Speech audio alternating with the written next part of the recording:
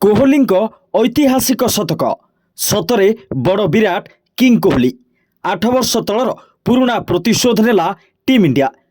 Champions ଟ୍ରଫିରେ ଭାରତ ପାକିସ୍ତାନକୁ 6 ୱିକେଟ୍ରେ ପରାସ୍ତ କରିଛି।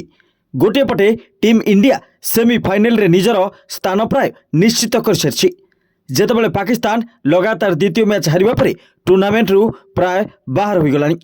ଭାରତର ବିଜୟରେ ସବୁଠାରୁ ବଡ଼ ଅବଦାନ ବିରାଟ କୋହଲିଙ୍କ ଥିଲା, ଯିଏ 100 ରନ୍ର ଅପରାଜିତ ଇନିଂସ ଖେଳିଥିଲେ। ଏହା ପୂର୍ବରୁ ଭାରତ ପାଇଁ କୁଲଦୀପ ଯାଦବ 3ଟି ୱିକେଟ୍ ନେଇଥିଲେ। ଭାରତ 2017 ଚାମ୍ପିୟନ୍ସ ଟ୍ରଫି ଫାଇନାଲରେ ପାକିସ୍ତାନଠାରୁ ପରାଜୟର ପ୍ରତିଶୋଧ ନେଇଛି। ଦୁବାଇ ଅନ୍ତର୍ଜାତୀୟ କ୍ରିକେଟ ଷ୍ଟାଡିୟମରେ ଖେଳାଯାଇଥିବା ଏହି ମ୍ୟାଚ୍ରେ ପାକିସ୍ତାନ ପ୍ରଥମେ ବ୍ୟାଟିଂ କରି 241 ରନ୍ କରିଥିଲା। 242 ରନ୍ର ଟାର୍ଗେଟକୁ ପିଛା କରି ଭାରତୀୟ ଦଳ 45 ବଲ୍ ବାକି ଥାଇ ଏ ଟାର୍ଗେଟ ହାସଲ କରିନେଇଥିଲା। ବିରାଟ କେବଳ ଚୌକା ମାରି ତାଙ୍କର ଶତକ ପୂରଣ କରିନଥିଲେ, ବରଂ ଭାରତର 6 ୱିକେଟ୍ରେ ବିଜୟ ମଧ୍ୟ ସୁନିଶ୍ଚିତ କରିଥିଲେ।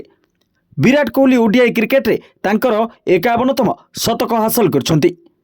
ବିରାଟ ଦିନିକିଆ ମ୍ୟାଚ୍ରେ ସର୍ବାଧିକ ଶତକ ହାସଲ କରିବାରେ ଆଗୁଆ ହୋଇସାରିଛନ୍ତି। ଏହା ତାଙ୍କର ଅନ୍ତର୍ଜାତୀୟ କ୍ରିକେଟରେ 82ତମ ଶତକ। ପାକିସ୍ତାନ ବିପକ୍ଷ ମ୍ୟାଚ୍ରେ ବିରାଟ 111 ବଲ୍ରେ 100 ରନ୍ର ଏକ ଅପରାଜିତ ଇନିଂସ ଖେଳିଥିଲେ। ବିରାଟ କେତେ ଧୈର୍ଯ୍ୟର ସହିତ ଖେଳିଥିଲେ ତାହା ଏହି କଥାରୁ ଅନୁମାନ କରାଯାଇପାରେ ଯେ ସେ ତାଙ୍କ ଇନିଂସରେ କେବଳ 7ଟି ଚୌକା ମାରିଥିଲେ। ଏହି ମ୍ୟାଚ୍ରେ ବିରାଟ ତାଙ୍କ ଏକଦିବସୀୟ କ୍ୟାରିୟରର 14,000 ରନ୍ ମଧ୍ୟ ପୂରଣ କରିଥିଲେ। ଚାମ୍ପିୟନ୍ସ ଟ୍ରଫିରେ ଏହା ଭାରତ ଏବଂ ପାକିସ୍ତାନ ମଧ୍ୟରେ ଷଷ୍ଠ ମୁକାବିଲା ଥିଲା। ଏହା ପୂର୍ବରୁ ଉଭୟ ଦଳ ମୋଟ 5 ଥର ମୁହାଁମୁହିଁ ହୋଇଥିଲେ, ଯେଉଁଥିରୁ ପାକିସ୍ତାନ 3 ଥର ଏବଂ ଟିମ୍ ଇଣ୍ଡିଆ କେବଳ 2 ଥର ଜିତିଥିଲା। ଏବେ ଚାମ୍ପିୟନ୍ସ ଟ୍ରଫିର ପ୍ରତିଦ୍ୱନ୍ଦ୍ୱିତାରେ ଭାରତ ଏବଂ ପାକିସ୍ତାନ 3-3ରେ ସମାନ ସ୍ଥିତିରେ ଅଛନ୍ତି।